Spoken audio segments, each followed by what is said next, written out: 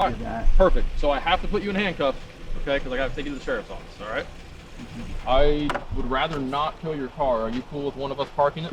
Sure. That's what I was going to say. I could park across the street for you, save you some money. I appreciate it, man. Thank you. I'm like Sergeant. Oh, yeah. No, I'm Ryan. Nice to meet you, man. Nice to meet you, man. Hey, Giovanni. I just want this to go with you so you don't lose it, okay? Is there anything else in the car that you need to go with you? There's like another phone in there. Another phone? Yeah, because that was like my replacement. And Okay. then I had another one that was the one that I had.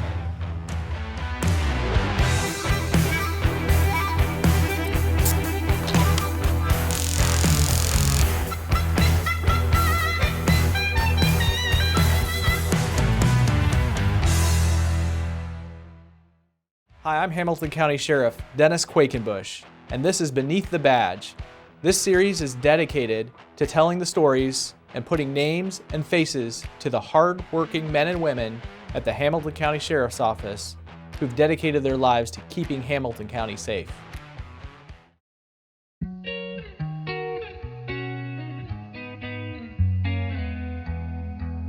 I'm Ryan McClain.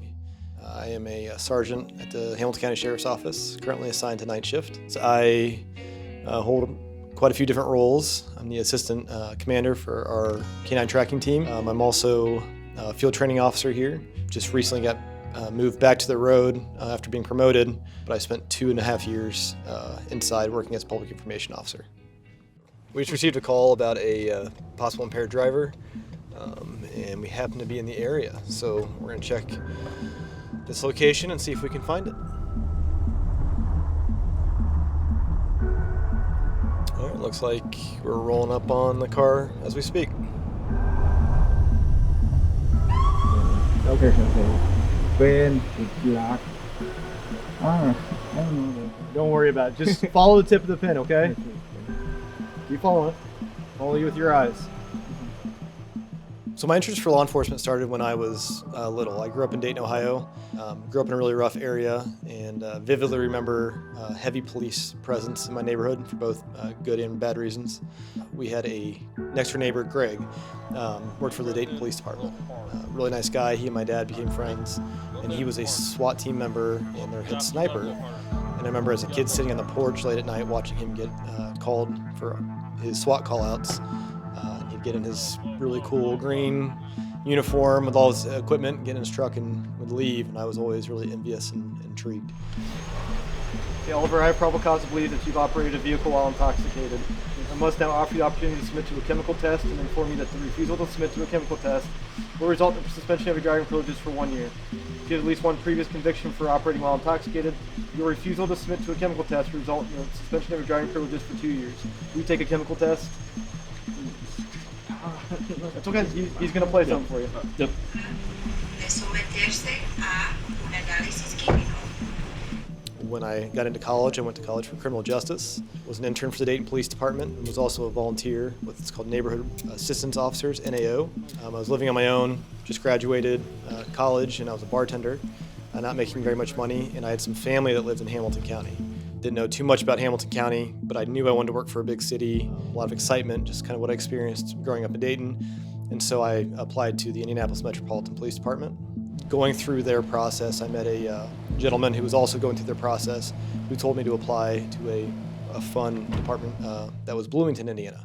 I had never been there a day in my life. I knew IU was based out of there, but I applied on a whim. And the first time that I'd ever stepped foot in that city was when I had my interview. And the rest is history. Got hired on there March of 2011. Okay. Well, one of the tests that we need you to do is to take some blood out of your arm, okay? Oh, it's okay. That's okay? All right. However, I met my wife down in Bloomington, and she was going through optometry school. And during that process, she had a desire to work in Indianapolis, and I thought that was my time to try to apply to jobs up in Hamilton County. First place I applied to was the sheriff's office. They were the only ones that had an opening. I was lucky enough to get hired. Yeah, as with most police work, you never know what you're going to get the next moment. We're heading to roll call, which is in Noblesville. On our way there, we heard that Noblesville was dispatched to a driving complaint for a possible intoxicated driver. As we came into the area of our police department, the vehicle that Noblesville was looking for was right in front of us. So we made sure we checked the driving behavior, saw a few cues that indicate some impairment, also checked the license plate, and the plate did not come back to that vehicle, so we made a traffic stop on the vehicle. It was very apparent he had a little too much to drink. Our test continued to prove that, and he was very easy to work with. Luckily, we got a impaired driver off the roadway. Going from the road to the PIO position, which is an admin-style position, Monday through Friday in an office, was quite the change. At that point in my career, I had spent almost 8 or 9 years on the road, a majority of them on night shift, and I've always been interested in the road, tactics, specialty teams, but I always had a passion for connecting with the community. So PIO was always kind of something intriguing to me. It was a culture shock at first. No longer was I taking calls and having to listen to a radio and wearing this uniform. I was going to meetings and setting up events, and it was quite the eye-opening experience, but it was great.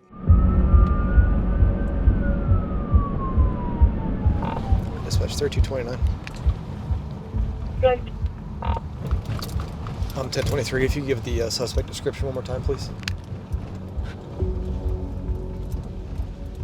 Black male, red jacket, carrying a backpack, white hat.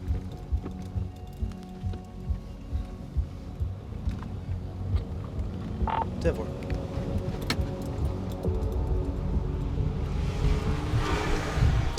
They are nice too, so. Dispatch 3229. If we can get another officer to Phillip Drive and Presley Drive as well on the west side. Haven't let anybody go past the front of the vehicle where he took off. He just took off down that that sidewalk, pretty fresh. Okay, cool. So we'll go with you. Driver's side? Driver's side, passenger is right here. We took him out of the vehicle. All right, so currently we had a vehicle traffic stop. During the traffic stop, the driver fled the vehicle. Deputy was able to catch the passenger of the vehicle, but the driver's still outstanding. We have Noblesville K9 here. We're going to do a track and see if we can apprehend him. He is coming. Okay, we'll wait a second. So PIO, while doing that, there was a few highlights. One being the implementation of the veteran pin project. I presented the idea to Sheriff Quakenbush to give pins for our uniform to all of our prior or current military service women and men that they can wear on their uniforms. The next highlight is meeting a good friend, Ryan McClain, who's behind the camera. When I first started this position, or started at the agency, I had a great lieutenant named Eddie Moore. One day he said, "Hey, you have a rider, and you won't believe what his name is." He kind of giggled and looked at me, and he goes, "His name's Ryan McClain," and I thought he was pulling a joke on me. He was known for doing that. But next thing I know, I meet this really friendly guy that had a special skill set when it came to videoing, and he had a passion for law enforcement, was a great supporter. Good. Did you see anybody run this way a little bit ago? No, I sure didn't. How long have you been out? Probably about 5 minutes. Okay. Thank you. I'll let you know if I see you. Just go. No, you're good. Have you seen anybody run black male red top? I have Backpack? not. Okay. No, I haven't. But All right. Thank you so much.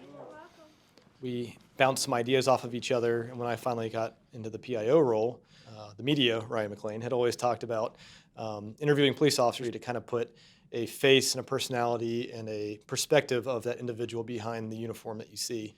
And collectively, we came up with Beneath the Badge. Hey, how are you? Good. If Vivian's in there, he needs to come out, okay, before we get a search warrant for your residence. Vivian's not even here. Are you sure about that? Yes, sir. Okay, so we can come in and take a look? Yes, sir. Okay, thank you. Just come on down for me, please. My name's Ryan, if you have any questions, okay? I'm out with the homeowner on the balcony. She's saying he's not here, but I need some more officers over here. Beneath the Badge had a better reception than we could have ever imagined. Currently, it is nominated for a regional Emmy. The future of this program is endless, to be honest with you. We love highlighting the individuals at our sheriff's office because we have, I'm going to brag, but some of the most amazing men and women that work for the sheriff's office. But it's important that communities see the individuals behind the uniforms that they see. What's going on? So we had a traffic stop down there where all those lights are. Somebody took off running from us. We had a K9 and some intel that put them in either your guys' house or another house right by here. So you had 2 footprints on your back patio. and I heard people out there. So. I did hear people out there. We want to make sure he didn't try to break in or anything like that. And then Yeah, so by the time we got a perimeter set up, K9 en route and on scene, we were unable to locate the driver of the vehicle. However, we have all his information as well as... 9530 and 40. Sorry. We have all his information and positively ID'd him, so we'll be able to charge him in the future and hopefully catch him next time. While I was in that position, the opportunity to test for sergeant became available. The caveat was if I got selected after testing and interviewing and going through the process, I'd have to go back to the road. So I spoke with my wife and we had a long conversation about that because no longer would I be working Monday through Friday. With weekends off, I would now have to go back to 12-hour shifts and a good chance I was going to end up on nights, which I did. But with her blessing and support, we knew it was the right decision for my career and I was able to start that testing process. Up until this point in my career, I was always looking for the next thing. I got my master's degree 2 years ago because I wanted to see what doors that would open up for me. I've always taken as much training as I can to see what doors that would open up for me. This is the first time in my career that I feel really happy and content where I'm at, and I hope to be in this role for quite a while before I go anywhere else.